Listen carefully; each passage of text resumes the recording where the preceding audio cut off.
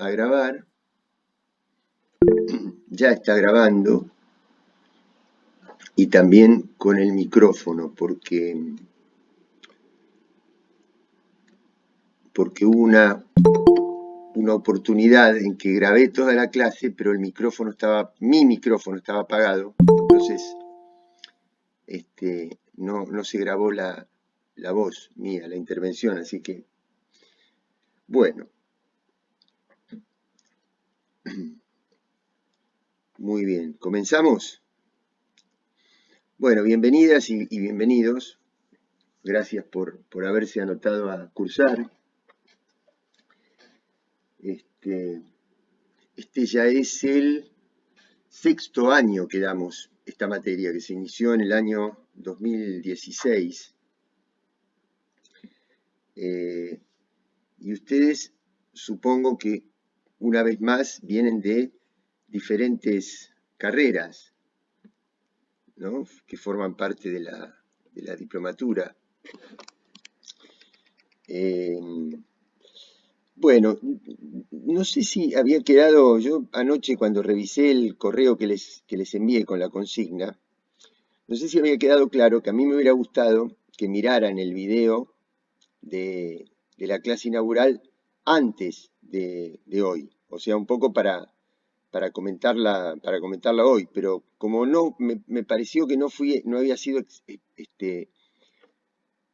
absolutamente claro, porque yo les dije vean el video, no les dije vean el video para poderlo comentar en la clase inicial, con lo cual se deducía que había que verlo antes.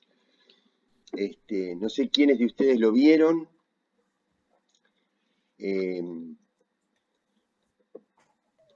Si quieren pongan bueno, si no hay ruidos adicionales, pongan los micrófonos, o el que quiera hablar se desmutea y me responden. ¿Quién vio el video? Yo lo vi, hola, buen día, yo lo vi anoche. Está bien, sí, no importa. Pero sí, lo vi antes. Creo que se entendía que había que verlo antes. Sí, yo también lo vi, profe. Bueno, esperen, no somos tan... Ah, sí, 21 participantes, sí, somos bastantes. Porque, además una cosa, no se asusten, porque la clase está establecida de 8:30 a 12:30. Pero no vamos a estar las 4 horas en la pantalla, claramente. Ese es el horario que yo tenía establecido cuando era presencial. Así que, pero no es que vamos a estar, es hasta las 12:30 que dura la clase, pero en general estas clases, como son más de consulta, de intercambio, ¿no?, el contenido de las clases está en el material que ustedes tienen en el aula. Yo ahí ya puse todos los materiales centrales, los vamos a ir viendo y añadiendo, y algunos los dejaremos y otros los quitaremos por otro más actualizado. Lo que hay en el aula es una base de la metodología y de la cronología de la materia y el orden que vamos a ir más o menos dando los temas y las clases. Es obviamente una columna vertebral, pero es indicativo, tampoco es taxativo. Ya se van a ir acostumbrando, porque nosotros en los 2 cuatrimestres que tuvimos virtuales, absolutamente virtuales, ya van 3. Nos fuimos acostumbrando a una metodología que yo creo que dio resultado, que es poner una consigna supónganse, en esta clase, subirla al aula, dejarla por escrito, establecida entre las tareas en el aula, en los eventos, en el cronograma de actividades. En general son comentarios sobre textos, sobre videos, porque a mí me va a permitir eso ir teniendo una mirada de cada uno de ustedes, más de concepto, tema por tema, algunos días van a estar un poquito mejor, unos días van a tener un poco más de tiempo, va a ser algún contenido que ustedes se sientan más, que sea más amigable con ustedes, otro un poco más engorroso, entonces, pero uno tras otro, me van dando una idea del nivel que tienen ustedes. Los comentarios, las devoluciones de los que yo les voy a ir pidiendo, les pido que sean individuales, les pido que sean, que no hagan corte y pegue, que no repitan textualmente, que me den su mirada, que me den su análisis. No les voy a, en general, no les voy a pedir para cada uno de los trabajos que vamos a hacer casi semanalmente, salvo que haya alguno demasiado largo que demos 2 semanas, pero no más de una carilla.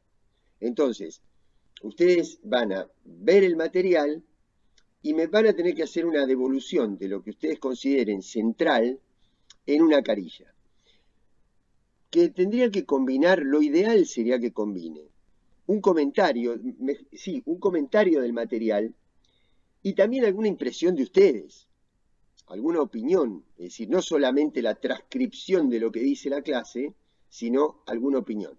Cuando son clases como alguna de las primeras que vamos a tener, un poco más históricas, ahí ya hay menos opinión personal, porque, no sé, la Revolución Francesa fue lo que fue, el liberalismo fue lo que fue, la teoría marxista es lo que es, qué sé yo. Usted puede comentar, me gusta, no me gusta, me parece tal cosa, tengo tal duda. O sea, háganlo fluidamente, ¿no? Así yo más o menos me doy cuenta cómo les llega la materia, cómo ustedes la miran, cómo la procesan y cómo me la devuelven. Tendríamos que cumplir mínimo un 70% de los trabajos. Y después después vamos a ir viendo cómo es la evaluación final.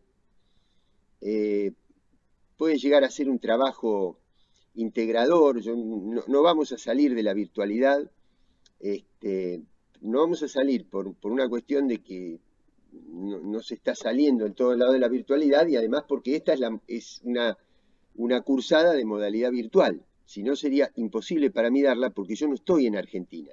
Yo empiezo por presentarme. Mi nombre es Carlos Raimundi, yo soy docente de la facultad desde el año 2016, soy docente, mi origen es la Facultad de Derecho de La Plata, desde hace muchísimos años, pero de allí en adelante fui agrandando, digamos, el horizonte de las cátedras. Soy docente de la Universidad de Lanús, en La Plata soy docente de 3 carreras, pero ahora estoy con licencia porque la modalidad es presencial, si bien no se da presencial, circunstancialmente no se suspendió la presencialidad, al no haber modalidad virtual establecido en el estatuto, yo tuve que pedir licencia porque no estoy en el país.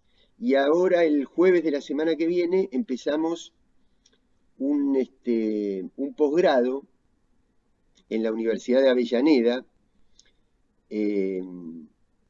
donde yo voy a dar la materia Historia Social y Política de América Latina en un posgrado que se llama Especialización en Comunicación y Derechos Humanos, que lo dirige una periodista radial que se llama Cintia Ottaviano y que inclusive fue defensora del público a partir de la ley de medios del año 2009 y demás.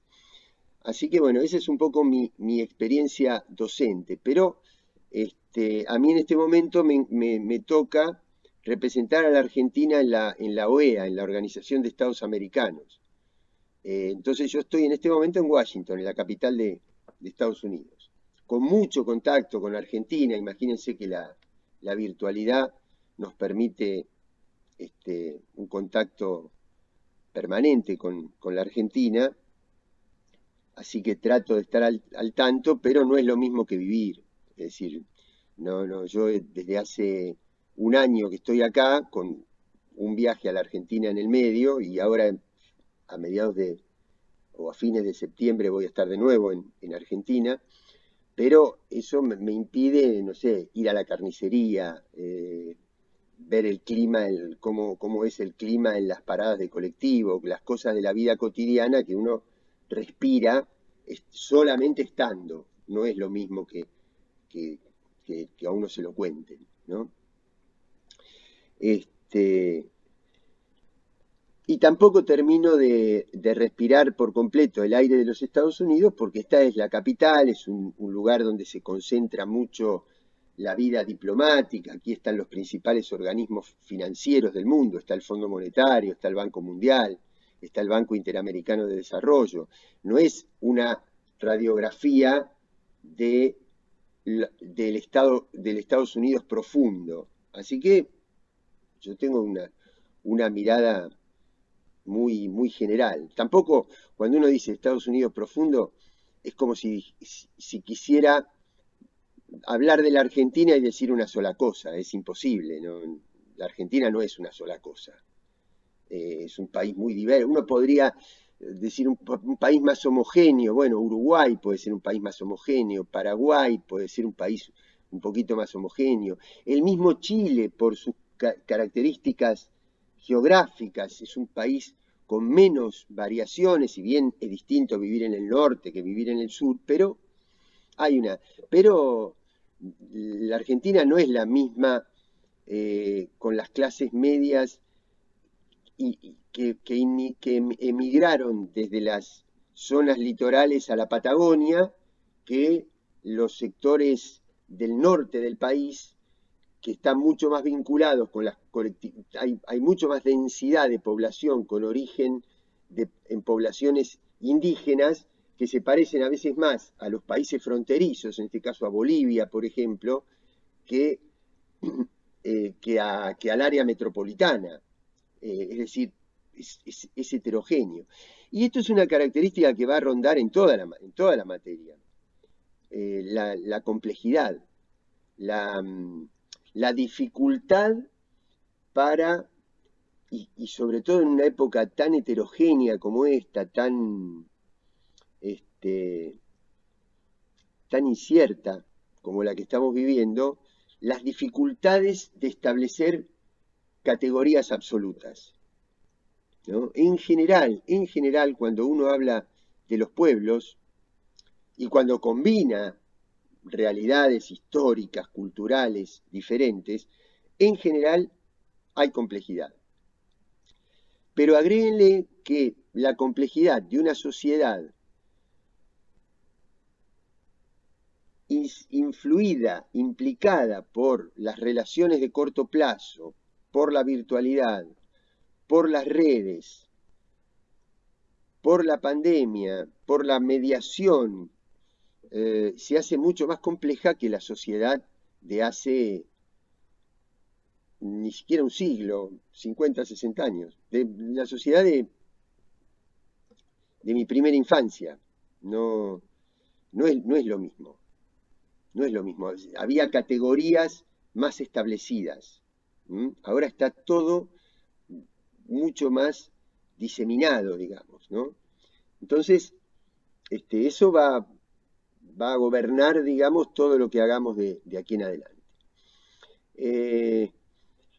Yo no tengo la característica no tengo la creencia de que el estudiante o la estudiante están en un lado y el docente está en el lado opuesto. Me parece que tenemos roles, desempeñamos naturalmente papeles diferenciados, pero yendo en una misma dirección, que es tratar de, en la medida de lo posible, otorgarles algunas herramientas a ustedes para que tengan más elementos para leer la realidad internacional, en este caso. Facilitarles cosas, no ponerles obstáculos, sino facilitarles cosas. En esa premisa de fair play, de juego limpio, es que yo les pido también a ustedes juego limpio. Conmigo no van a tener nunca sobresaltos en el sentido de sorpresas, cosas inesperadas. De ninguna manera. Yo lo que quisiera es que a lo largo de este cuatrimestre, que va a ser muy corto además, porque es septiembre, octubre y noviembre, y tengo fecha el 10 de diciembre para la finalización de la cursada. Y seguramente tendremos algunos días más para entregar las notas. Quiere decir que son 3 meses y un piquito. Que ustedes salgan de la cursada, terminen la cursada, un escaloncito más arriba en los elementos que tengan, las herramientas que tengan para analizar la realidad internacional. Y que eso les sirva para cada una de las carreras centrales, digamos, que ustedes están siguiendo, que sea un complemento. Porque hay materias que se vinculan más, que son más troncales con respecto a su carrera principal. Y hay otras materias como esta que son más materias de contexto. Es decir, acá se aporta más a la condición de ciudadanía que debe acompañar al profesional que al contenido específico de la profesión. ¿Se entiende? Entonces, va a ser una materia con muchos enfoques de carácter general. En la medida que vayan apareciendo, vamos a ir combinando. Como vamos a tener una primera parte histórica, porque a mí me gustaría que ustedes tengan una idea, partiendo de la base, para quienes vieron el video inaugural, de que el agente principal de la política internacional sigue siendo el Estado, la figura del Estado con sus características, con su territorio, su población, su realidad cultural, su sentido de pertenencia, pero al mismo tiempo con sus límites. Límites cada vez mayores que le va imponiendo fundamentalmente la expansión del capital. Porque podrían ser los pueblos los que le ponen límites a los estados. A mí me encantaría, sería mucho más democrático, que los que van induciendo hacia dónde va el Estado, en el sentido, el Estado, ¿en qué sentido planteado? Como conducción de lo público, ¿no? Ojalá fuera en la dirección a donde los pueblos van indicando. Ahora, cuando uno ve, por ejemplo, que hay incrementos en la desocupación, que hay incrementos en la pobreza, eso quiere decir que el Estado no va donde el pueblo quiere, porque no conozco ningún pueblo que quiera ser más pobre, que quiera estar más desocupado, que quiera tener cada día más tragedias. No va donde los pueblos quieren. No va, los pueblos no quieren incendios forestales, grandes huracanes, ¿no? Y no los tomo estas cosas únicamente como fenómenos de la naturaleza. Yo los tomo como que son respuestas de la naturaleza a una modalidad desenfrenada, completamente irracional de sobreexplotación productiva. Es decir, tiene que ver con un modelo político, ¿no? Es decir, cuando uno ve que hay sobre todo en las sociedades subdesarrolladas,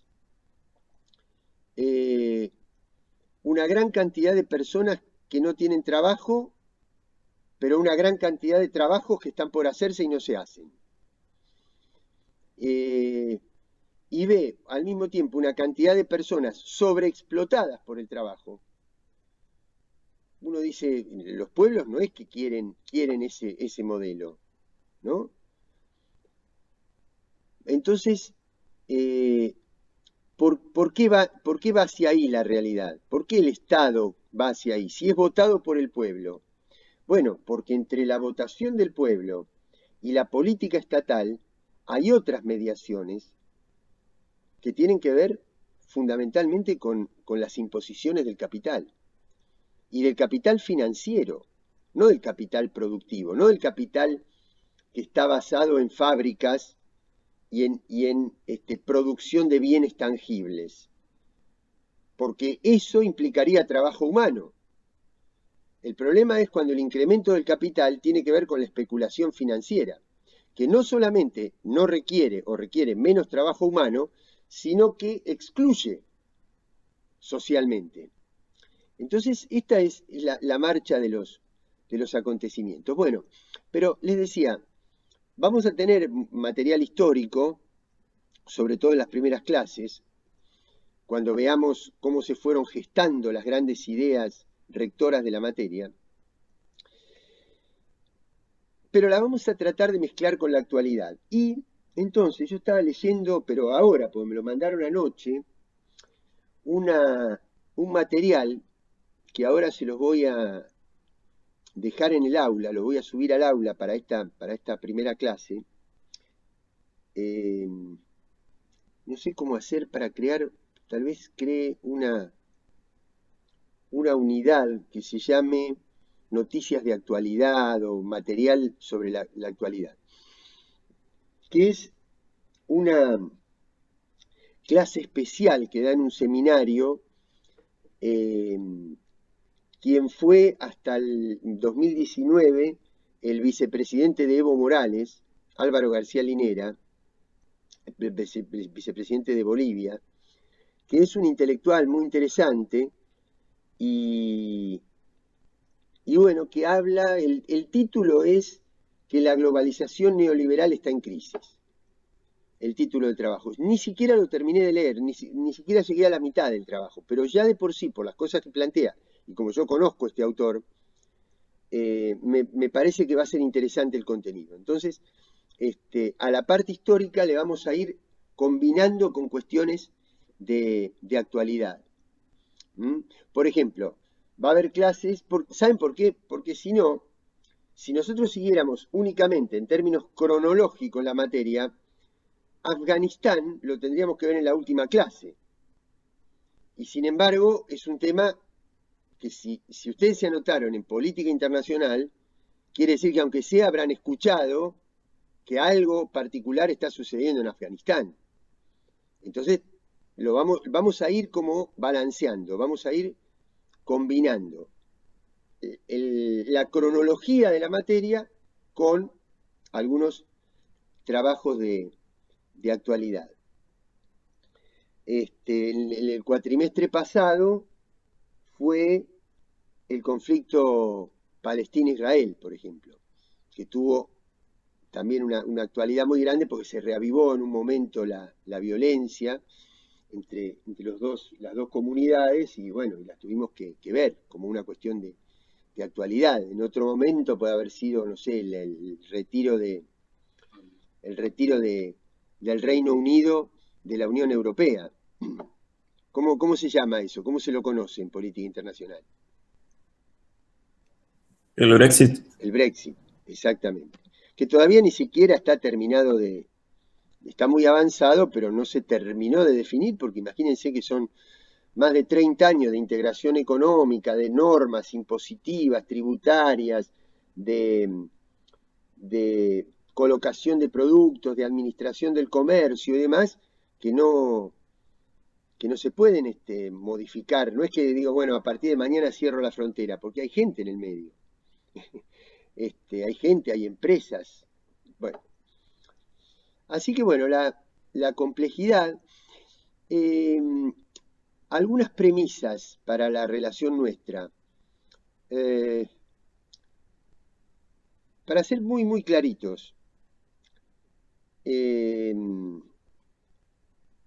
yo tengo una historia personal, una historia de militancia y una ideología. Eso está claro. Y eso indudablemente marca el enfoque que yo doy. Ahora, tan claro como eso es que no tiene absolutamente ninguna ventaja pensar igual que yo. Mucho menos simular que se piensa igual que yo. En absoluto. Al contrario, muchas veces enriquece el debate, enriquece la polémica, enriquece confrontar ideas, confrontar conceptos. Así que olvídense de que decir lo que a mí me gusta escuchar tiene alguna ventaja en términos académicos, en términos de la cursada. ¿Tiene algún beneficio para ustedes? Ninguno. Ninguno. Ahora, para tener el otro enfoque, y bueno, habría que ir a una facultad más liberal o elegir un profesor mucho más liberal. No les digo ir a la Universidad de Itela o a la San Andrés porque hay que tener mucha plata para eso. Y eso indudablemente condiciona la mirada, condiciona la ideología. Perdónenme, no, imagínense que no estaba lejísimo de mí decir esto, ¿no? Pero ustedes, no sé si se enteraron, que ayer Vidal dijo que es diferente fumar un porro en una familia de clase media alta que en un barrio del conurbano o en una villa de la capital, ¿no? Ahí tienen un enfoque clarísimo, ¿no? Es decir, una cosa es para unos y otra, habló desde la esencia de su pensamiento, de su concepción, ¿no?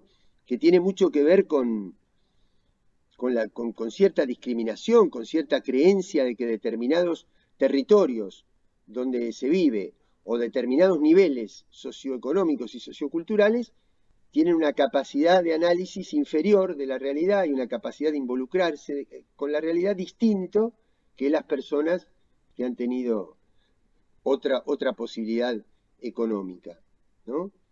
Que en definitiva no es otra cosa que un factor de continuidad de cuando dijo ¿para qué vamos a hacer más universidades si los pobres nunca van a llegar a la universidad, ¿no? Esa cuestión de concebir una sociedad estratificada, es decir, una sociedad donde no hay movilidad social, donde no hay posibilidad de progreso, donde desde una familia humilde no se puede llegar a grandes lugares, salvo por el mérito individual. Y yo creo mucho en el mérito individual, pero también creo que si no hay políticas públicas que faciliten el mérito individual es absolutamente excepcional, absolutamente excepcional. Se puede triunfar, pero ya sería una política para héroes y heroínas, no para la sociedad. Es decir, si no hay herramientas, ¿y quién puede proveer las herramientas? Y la política. La política, pero entendida en el mejor de los sentidos, no la política del debate coyuntural, de ver quién le gana a quién en un argumento, de un programa de televisión polémico, no en ese sentido. La política como administración de lo público. Nosotros vamos a ver en alguno de los videos, yo ahora no recuerdo exactamente video por video, pero en los 2 o 3 primeros videos, vamos a ver en qué sentido nosotros hablamos del papel del Estado.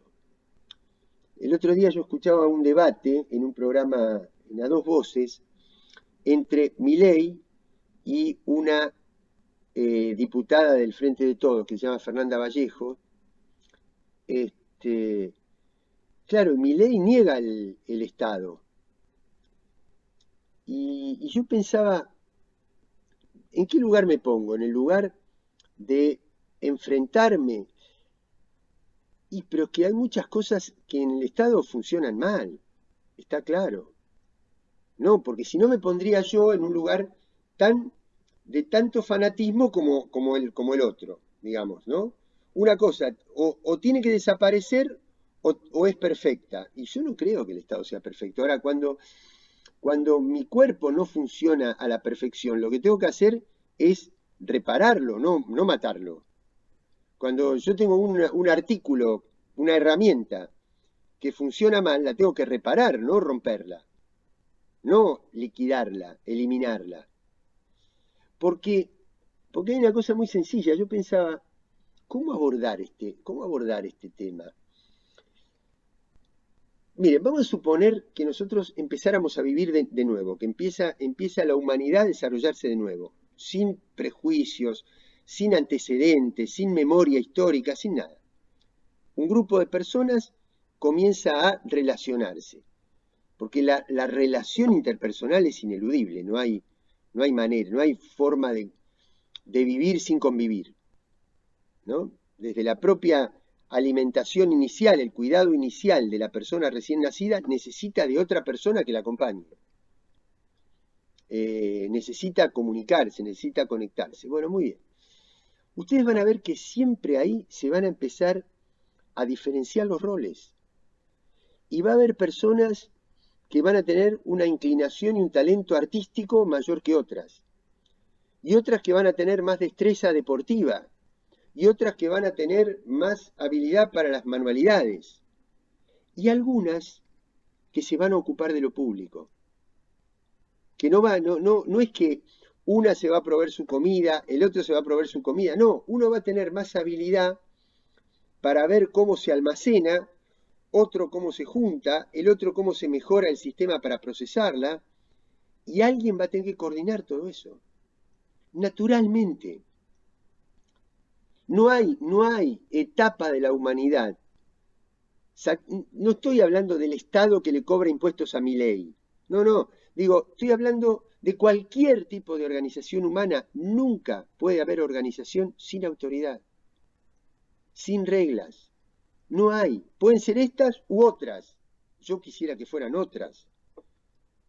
Pero nunca puede haber una organización social donde no exista la administración de lo público. Porque para que Milei llegara al canal, tuvo que tomar una calle, una avenida. Imagínense si no existiera una regla pública que diga que una avenida tienen que ir todos los coches en la misma dirección. ¿Cómo llega? Pero además, supongo que se debe haber tenido que lavar la cara para ir. Y para lavarse la cara tiene que haber abierto una canilla de donde saliera agua. Eso es una red pública. ¿Quién la va a manejar? Digo, ¿cómo se puede concebir una sociedad sin Estado?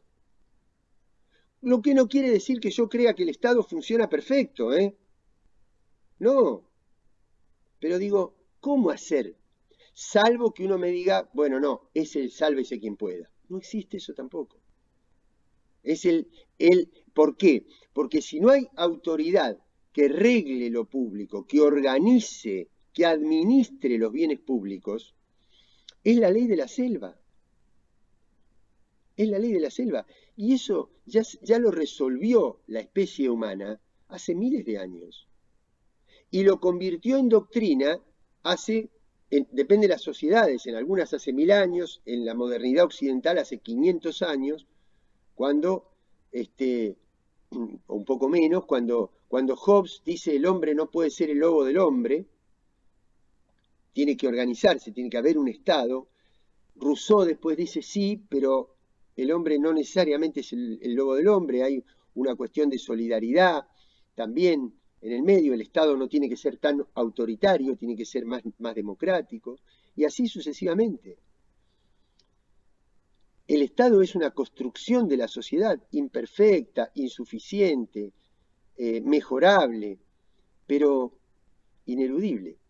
Entonces ahí es donde yo pienso que cuando los mensajes son tratar de destruir al Estado, hay algún interés detrás. Que no digo que sea de Milei, tampoco lo voy a poner tan adelante, ¿eh? Hay un sistema de cosas que necesita que el pueblo desvalorice al Estado, que desvalorice lo político. Y yo creo que son las grandes corporaciones, es decir, si el poder mundial en esta pandemia lo hubiesen manejado los estados, el nivel de vacunación tendría que ser mucho más democrático. No tendríamos países con 4 veces la cantidad de vacuna de lo que es su población, ejemplo Canadá, y países que no tienen ni siquiera la primera dosis de vacuna, como Haití, o algunos países africanos. Si hubiera una idea de lo público, sobre todo en una pandemia donde vacunarme yo, pero que no esté vacunado el de enfrente, también me pone en riesgo a mí. Entonces, tampoco es que me sirve a mí solo, ¿no? Entonces creo que detrás de el fomento de la insolidaridad y del individualismo hay un interés, que no es exclusivamente sé libre. Sé libre. Yo indudablemente creo muchísimo en la libertad, pero creo que para poder ser libres en todo aquello que necesitamos ser libres y necesitamos ser singulares, tenemos que partir de una plataforma de igualdad en la distribución de los bienes básicos. De los bienes básicos. Yo puedo hacer una norma que diga libertad para entrar y salir del país, libertad para hacer turismo en el exterior. Ahora, yo les aseguro, libertad para ingresar en la universidad. Ahora les aseguro, chicos, que al chico que está pidiendo limosna en la esquina y me está pidiendo una moneda a cambio de limpiarme el parabrisas, por más que haya 1 o 10 leyes que digan que tiene que ser libre, no va a ser libre. No va a poder elegir. Ahora, ¿quién lo pone en una posibilidad de elegir? La política pública. La política pública, a la cual tengo que mejorar, pero no eliminar. Pero bueno, estas son mis concepciones. Yo creo que cátedras con otras concepciones deben tener muchísimas más, así que no se asusten. Esto no convierte en autoritario. Ustedes me quieren decir exactamente lo contrario, siempre y cuando lo fundamenten a través de un razonamiento académico, universitario, propio de un estudiante universitario, ya está. Le pongo 10, en serio. No. Yo soy absolutamente respetuoso del pensamiento. Al contrario, me encanta, me entusiasma más el pensamiento elaborado, aunque esté elaborado con ideas y con valores muy distintos de los míos. Bueno, no sé, ¿qué les parece? Me gustaría recibir, no sé si quieren, hay 24 inscriptos acá, participantes.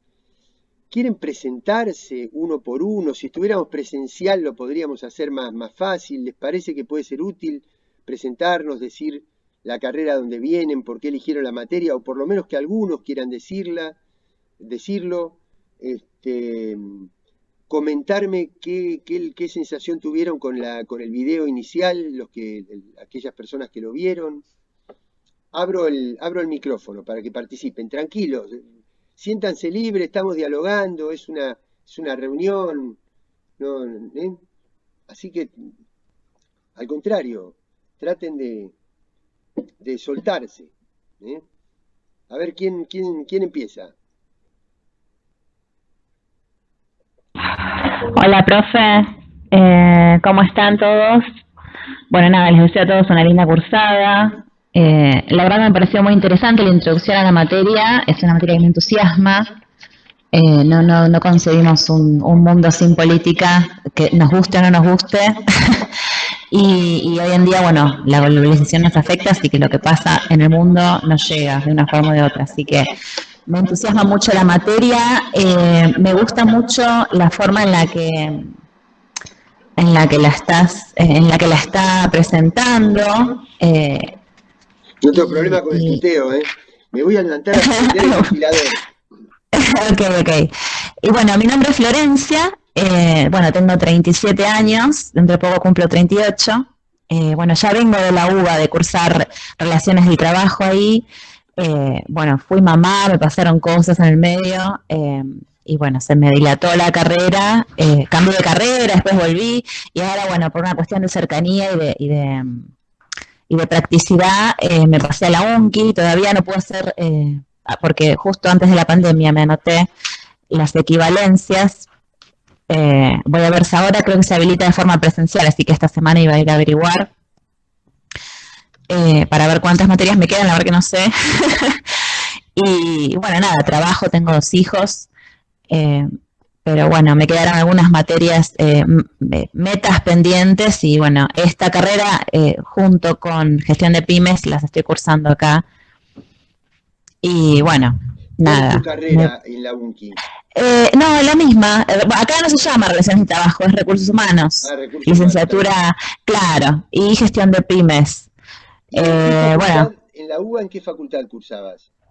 en sociales, En sociales. está atrás de medicina, Marcelo T. Uriburu. Sí, la conozco. Ahora está en Constitución, la pasaron. Sí, Muchas de las materias están allá. en Santiago del Estero. Pero en Santiago del Estero, exacto. Lo que tenía de bueno, por ahí la U era la orientación en capacitación y desarrollo, que por ahí es la que más me interesa, que es un título analítico, pero la licenciatura la voy a terminar acá, como que me resulta por una cuestión de práctica. Pero en la U había 2 o 3 materias puntuales que, bueno, me orientaban por ahí más a lo que a mí me interesa dentro de lo que es una empresa, que es la parte humana y de capacitación y desarrollo. Y bueno, esta materia me parece muy interesante y que aporta un montón, en general, no solamente para mi carrera. Así que bueno, nada, mi Yo una expectativa es pregunta por curiosidad. disfrutarla. Sí, Una decime. pregunta. ¿Qué diferencias ves por el tamaño, por el tipo por la manera de impartir? Claro, es cierto que los últimos tiempos son de virtualidad. Entre tu experiencia en la UBA y en la UNCI. Mira, la experiencia que tengo en la UNCI hasta ahora es solo virtual. No tuve la posibilidad de cursar presencial, no sé qué pasará este cuatrimestre, pero eh, no sé si puedo compararlas todavía. Lo que sí sé es que yo tenía profesores en la UBA que de repente se cortaba la luz y te daban clases igual y te decían que eso te lo iban a tomar en el examen. Me tocaron cosas así. Yo era más chica igual en aquel entonces, pero me acuerdo que tenía un llavero que era una linterna por si se cortaba la luz, que en ese momento por ahí pasaba, es una universidad pública, en la zona. Por ahí Sí, esas cuestiones que vos tenés, eh, que son muy propias de la UBA, los docentes con mucha trayectoria, la verdad que no, tengo muy buenos recuerdos. Pero la verdad que yo noto que la UNCI es, no sé si, por ahí, a ver, eh, hay cierta bajada de línea en algunas cuestiones, te das cuenta por ahí la diversidad en políticas, que por ahí en la UBA suele ganar seguido franja morada, hay una tendencia más de izquierda por ahí en la UNCI, eh, esas cosas que son detalles, hasta quizá de que una está en Capital y la otra está en Quilmes, qué sé yo. No sé cómo, pero no puedo hablar todavía porque está bien, está bien. no cursé No, presencial. miren, conozco mucho más la Universidad de La Plata que la Universidad de Buenos Aires, ¿no? Pero, y, pero hay como una diferenciación que cada vez se está notando menos igual, pero entre las grandes universidades tradicionales, estamos hablando de Córdoba, de Rosario, de La Plata, UBA obviamente, que es más grande que todas las demás juntas seguramente, eh, por ejemplo, y también al interior de las carreras, porque en La Plata, por ejemplo, es decir, primero, la composición de las universidades tradicionales es más, hay un componente mayor de clase media que de sectores populares. En general, el nuevo paisaje de las universidades, eh, hay alguien que está haciendo ruido, si se pueden cortar el micrófono para que no interfiera el ruido. Este, es más composición de clase media y también depende ahora, ¿por qué digo que está cambiando? Porque en La Plata hay facultades, yo soy el docente de periodismo de La Plata, de trabajo social y de derecho. Estudiar, por ejemplo, medicina en La Plata, estudiar derecho, estudiar ciencias económicas, es muy distinto que estudiar trabajo social. La composición, la ideología, la idiosincrasia. Miren, vos nombraste Franja Morada. 2019, ingreso del 2019. El mensaje del centro de estudiantes de la Franja Morada en ese momento a los ingresantes. Miren, a los varones vayan a rendir con saco y corbata las chicas vayan con trajecito y, si es posible, pollera tubo. No sé si a ustedes que son jovencitas saben lo que es pollera tubo, pero bueno. Porque a los profesores les cae mucho mejor esa imagen. Bueno, imagínense ese mensaje, no sé, de la década del 50, del 40, pero estaba en el 2019. Entonces, bueno, se da examen final con bolillero, no sé si ustedes dan con bolillero en alguna materia. Y un día, me acuerdo, yo tenía que renovar mi concurso en Derecho en La Plata, y me agarra de la mano un portero que me conocía porque llevaba yo ya varios años en la facultad, y me dice, mire, profe, quiero mostrarle una compra nueva que hicimos, que eran bolilleros de acrílico, porque era más transparente que el bolillero opaco de madera, donde ustedes no saben lo que hay adentro. En cambio, el de acrílico se ve todo lo que hay adentro. Ese era el avance. Es decir, se seguía. Yo jamás tomé examen con bolillero en La Plata, jamás. Entonces, para que se den cuenta la mentalidad, ¿no? La Facultad de Económicas está gobernada por la escuela clásica neoliberal, donde hay algunas cátedras que no son neoliberales, más estructuralistas, más desarrollistas, pero ahora, distinto es la Facultad de Trabajo Social, donde la de Bellas Artes, por ejemplo, son universidades donde ya se nota un componente mucho más parecido a las universidades del conurbano. Hay una sociología diferente, nunca es blanco-negro, ¿no? No es que en la UBA no haya nadie popular o que en las universidades del conurbano no haya nadie cheto, no. Pero en general yo he notado una sociología diferente, un paisaje diferente, cosa que me pone muy contento que el papel de las universidades del conurbano sea albergar sectores donde en muchos casos las estudiantes y los estudiantes son la primera generación universitaria, cosa que en las facultades tradicionales es más bajo ese porcentaje. En general son hijos de profesionales o hijos de clases medias sin grandes problemas económicos. Pero bueno, no, era una curiosidad. Bueno, ¿quién más quiere decir algo? A ver.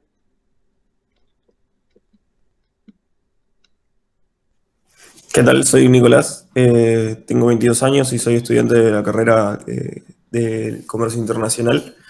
Me anoté en esta materia porque me la habían recomendado, me la recomendó una compañera que cursamos el ciclo inicial juntos y ella estaba en Economía del Desarrollo y nada, compartimos intereses en cuanto a la política y me pareció que era me había comentado que la palabra contemporánea era en serio contemporánea, así que me parece interesante tratar temas de actualidad con una mirada crítica.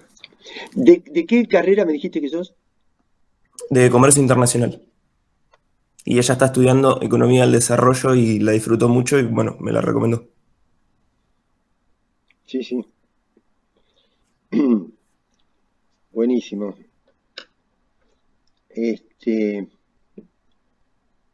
¿Viste el video de la primera clase, no? De la clase Sí, inaugural. sí, lo vi. ¿Y qué te pareció? Inclusive, además, te digo sinceramente, decime porque Me pareció que era una buena contextualización para saber cómo iba a ser un poco de lo que hablábamos. no sé por qué me dice que va a terminar dentro de 10 minutos el video. Bueno. Te digo porque yo lo hice hace un tiempo ya inclusive van a ver videos que están en pleno verano y que yo estoy con polera o al revés, o la inversa, ¿viste? Y inclusive acá yo estoy en verano, hace muchísimo calor acá, ahora. Pero los videos, la mayoría los hice en Argentina, estando todavía allá. Así que alguno puede haber quedado un poquito desactualizado, ya en cualquier momento los voy a ir actualizando. Bueno, vamos a hacer una cosa. Yo les voy a poner ahora en el aula el trabajo de García Linera. Entonces, les voy a pedir que si no les parece mal, la metodología es así. Yo había empezado poniendo como fecha, como límite para la entrega de estas devoluciones, las 24 horas del domingo. Es decir, tener todo el domingo. El cuatrimestre pasado me dijeron que les convenía más extenderlo hasta las 24 del lunes. A mí me da lo mismo. A mí me da lo mismo. Pero la idea es que ustedes, o sea, con eso compensamos el no estar 4 horas acá. Que ustedes lean una parte histórica que es un texto sobre la formación del Estado moderno. Esa es la consigna para la próxima clase. La formación del Estado moderno es un texto que está en el aula. Y que vean también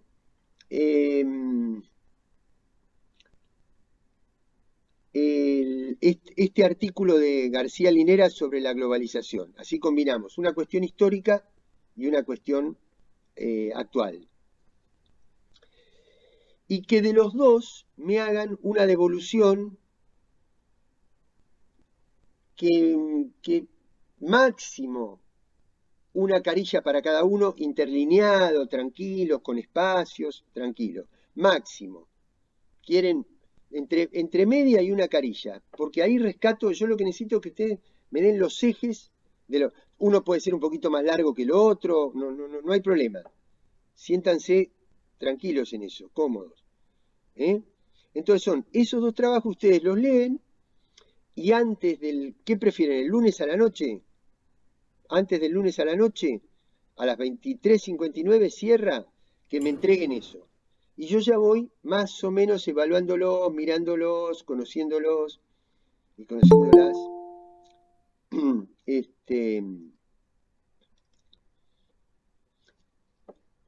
Así que eso para la primera. Ya estoy pensando la segunda clase, que sería mirar un video de Enrique Dussel, que es un filósofo argentino, es mendocino, pero vivió la mayor parte de su carrera académica en México, y que pone categorías históricas muy distintas de las que estamos acostumbrados, que son categorías eurocéntricas, que le sirven a la interpretación europea de la historia, pero no son aplicables ni a China, ni al mundo árabe, ni a los pueblos originarios de América, a ninguna otra categoría que no sea la eurocéntrica. Pero el problema es que nosotros estamos colonizados intelectualmente por Europa. Y eso no lo podemos evitar tampoco. Es decir, yo creo que España impuso a sangre y fuego el idioma y la religión. Y que si yo pudiera volver atrás la historia, la relación entre el colonizador y el colonizado lo hubiera planteado de otra manera. Pero el problema es que yo hablo español y que más allá de mi posición religiosa, yo fui educado bajo las normas éticas con origen en una determinada religión. Entonces yo puedo cuestionar eso, pero lo que no puedo hacer es evitar sus consecuencias, porque fueron reales, porque fue parte de la realidad, de la práctica, de la historia, de lo que sucedió. Entonces, descolonizar culturalmente es muy, muy difícil. Y hay un videito corto, yo cuando doy las clases presenciales llevo el papel y lo leo, pero hay un videito corto con textos que ustedes lo van a ver ahí en el aula, no me acuerdo en qué unidad están, creo que están en la unidad próxima, en la parte histórica, creo que una unidad que se llama Liberalismo y Marxismo, algo así, que son escritos, textos de John Locke y de Rousseau, a los cuales la ciencia política moderna le debe muchísimo, pero le debe, ¿por qué? Porque construyeron una doctrina más democrática, sacaron la idea de que la fuente del poder es Dios y la trasladaron a la voluntad del pueblo, y eso es un avance muy importante. Pero cuando ustedes ven lo que pensaba Locke de la pobreza, lo que pensaba Locke de la propiedad y lo que pensaba Rousseau de la diferencia de roles y de ubicación en la sociedad entre el hombre y la mujer, se dan cuenta que también recibimos eso como herencia. También recibimos eso. Y salir de esos paradigmas históricos es muy difícil. Es muy difícil. Porque estamos asentados en creencias muy, muy profundas. Y porque porque hay que luchar mucho, y termino con esto, el feminismo. Yo creo que la lucha de las mujeres es el proceso más revolucionario de toda la historia de la humanidad. Pero no lo digo demagógicamente, lo digo primero porque resitúa el rol de la mitad de la humanidad. Porque cuando ustedes tienen una lucha por una independencia de un pueblo, una lucha contra una invasión, se circunscribe a ese espacio, pero no es trasladable a los demás. Pero cuando es la mitad de la especie humana, es la mitad. Pero además porque resitúa a la otra mitad. No es que la mujer ocupa un rol distinto y yo sigo ocupando el mismo. No, para que la mujer ocupe un rol distinto, yo también tengo que ocupar un papel distinto. Entonces uno trata de deconstruirse, ¿no? Imagínense, yo vengo de una generación y además de un barrio. Yo nací en un barrio de La Plata que se llama El Mondongo. Por eso yo soy hincha de Gimnasia en La Plata. Bueno, ¿ustedes se imaginan el rol de la mujer en una conversación de adolescentes en una esquina, en una noche de verano en el barrio El Mondongo de La Plata? ¿Saben el trayecto que yo tuve que hacer desde esa formación estructural a ahora tener las visiones que tengo? Y aún así, lo que me faltan son las vivencias. Es decir, yo nunca tuve miedo de andar por una calle oscura. Si tuve miedo es por algún chorro, pero no por mi indumentaria, no por mi condición. Entonces, en trabajo social yo tenía que hablar de la teoría feminista del Estado, pero resulta que las estudiantes sabían mucho más que yo de eso, pero no porque habían leído más que yo, sino porque habían sufrido más que yo. Bueno, ahora, toda esa deconstrucción que lleva tanto tiempo se muere en 10 segundos, porque hace poco estaba mirando el reportaje a un jugador de fútbol, después de un partido, el tipo hace un gol en el tiempo de descuento, y estaba muy emocionado. Entonces el periodista le dice: fulano, lo veo como si fuera hoy, era un jugador de gimnasia además, dice, qué emoción que te veo, porque los hombres no lloran, pero cuando lloran, lloran en serio. Es tremendo eso. Es tremendo, culturalmente, pero no era que estaba dando una clase de machismo, estaba expresando el machismo naturalmente. Primero, los hombres no lloran. Ahora, eso sí, cuando lloran, no lloran de mentirita como lloran las mujeres. Impresionante. Y fueron 10 segundos. ¿Cuánto se tarda en decir eso? Y eso es mucho más poderoso que 10 cursos de la ley Micaela. Porque o sea, vieron que uno dice, se tarda mucho en construir, en cambio destruir es un segundo. Bueno, acá pasa lo contrario.